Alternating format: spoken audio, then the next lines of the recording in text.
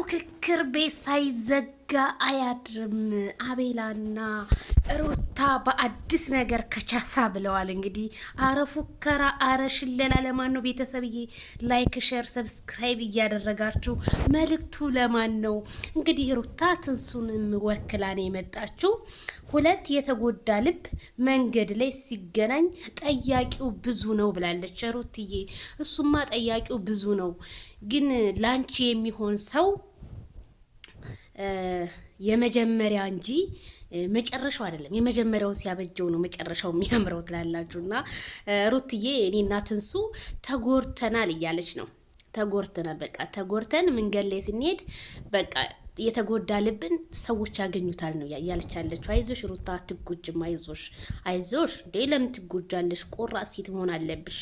አቤላዬ ደግሞ መልእክቱ ምን አለ? ስለኛ ሲያወሩ መንገድ ላይ ቀሩ ከነ ሁሉም ወጥተው።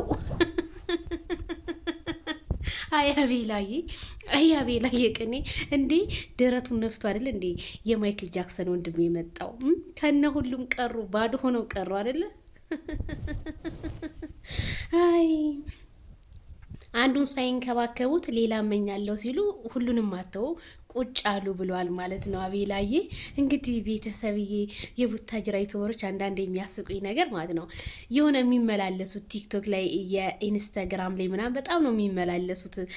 የሆነ ነገር በቃ ሲመጣ ይመላለሳሉ። እና አቤላዬ አዎ በጣም ብዙ ሰው ይልሃል አቤላ ታሟል ምናምን። አረ ጥላቴ ይታመም አቤላዬ፣ ለምን ይታመማል? አቤላ ሆስፒታል ገባ ምናምን፣ ቤተሰብ አልታመምም። አቤላ የኛ ጀግና ወንድም ማለት ነው።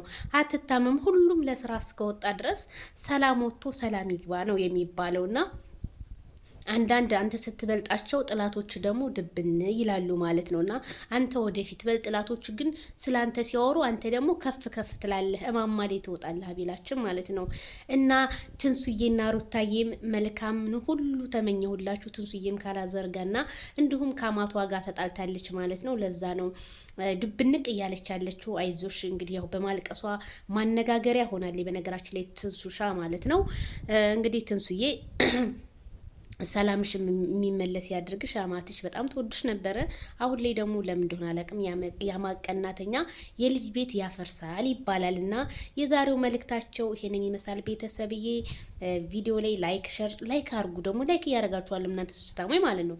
ላይክ ሸር ሰብስክራይብ አድርጉ። በሌላ ቪዲዮ እንገናኝ። ባይ ባይ።